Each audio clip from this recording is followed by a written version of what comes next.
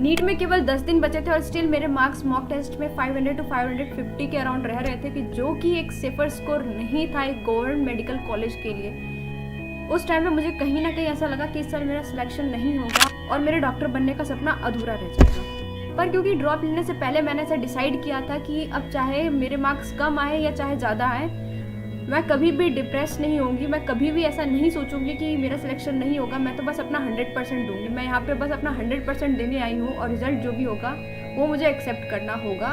At last करना ही होता है। अब चाहे तुम उसको हंस के करो या चाहे रो के करो, रिजल्ट तो रिजल्ट है, उसे एक्सेप्ट करना ही होता है। तो क्यों ना तुम अपने इस प्रेजेंट को बेटर बनाओ। अगर तुम हार भी रहे हो तो क्यों ना तुम अपना 100% दे के हारो। तुम्हें इस बात का रिग्रेट तो नहीं रहेगा एटलीस्ट कि तुमने अपना 100% नहीं दिया। अगर तुम ट्राई करते तो तुम्हारा सिलेक्शन हो सकता था। तो यही मेरी थिंकिंग उस टाइम पे थी कि चलो ठीक है, देखते हैं, ट्राई करके देखते हैं, क्या पता हो ही जाए। तो मैंने खुद को 10 दिन के लिए आइसोलेट कर दिया था, क्योंकि कोचिंग का इन्वायरमेंट थोड़ा मैं कोप अप नहीं कर पा रही थी उस इन्वायरमेंट में, क्योंकि बहुत अलग अलग किस्म के बच्चे थे, बहुत टॉपर लोग थे वहाँ पे। उनके बहुत ज़्यादा ही मार्क्स आ रहे थे, 600, 650, 70।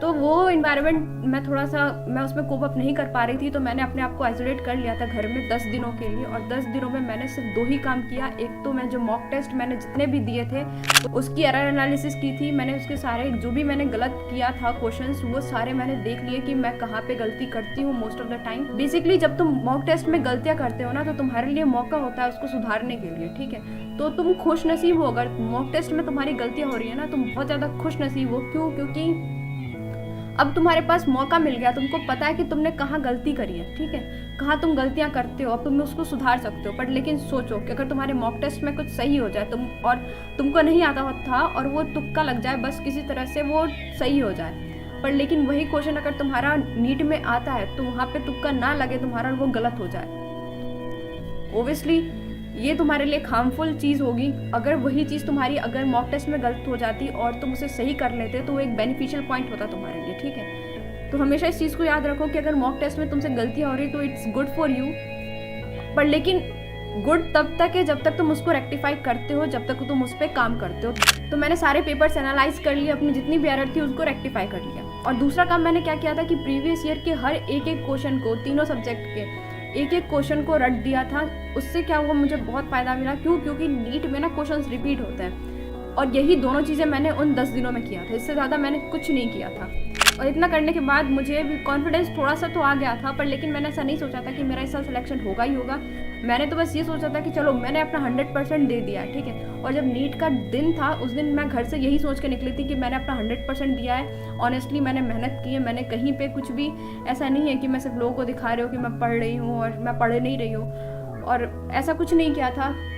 सो मुझे ऐसा कॉन्फिडेंस था कि चलो ठीक है, मैंने अपना 100% दिया है और रिजल्ट जो कुछ भी होगा मैं एक्सेप्ट कर लूँगी। But surprisingly I got the marks more than I expected. तो बेसिकली इस इंसिडेंट से मुझे यही सीखने को मिला कि जब आप ये सोच के मेहनत करते हो कि बस मुझे अपना 100% देना है और मुझे रिजल्ट से कोई मतलब नहीं है, तो उस टाइम पे सरप्राइजिंगली आपके रिजल्ट बहुत अच्छे आते हैं। जो आप कभी एक्सपेक्ट नहीं कर सकते थे वो रिजल्ट आपको मिलता है। तो इस टाइम पे जितनी भी एंजाइटी आपको हो रही हो एग्जाम से रिलेटेड कि नीट का एग्जाम है, मेरे मार्क्स कम आएंगे, मेरे मार्क्स नहीं आएंगे और मेरा सिलेक्शन नहीं होगा, जितनी भी एंजाइटी आपके मन में है ना, उनको आप छोड़ दीजिए इस टाइम पे और बस इस चीज़ पे फोकस करिए कि हाँ मुझे अपना 100% देना है। एंड ट्रस्ट मी, अगर आपने पूरे साल ऑनेस्टली मेहनत की है और इस पूरे 10 दिनों में भी आप ऑनेस्टली मेहनत करो तो आपके रिजल्ट सरप्राइजिंगली बहुत अच्छे आएंगे। So that was all about this video. Thank you for watching and don't forget to like, share and subscribe.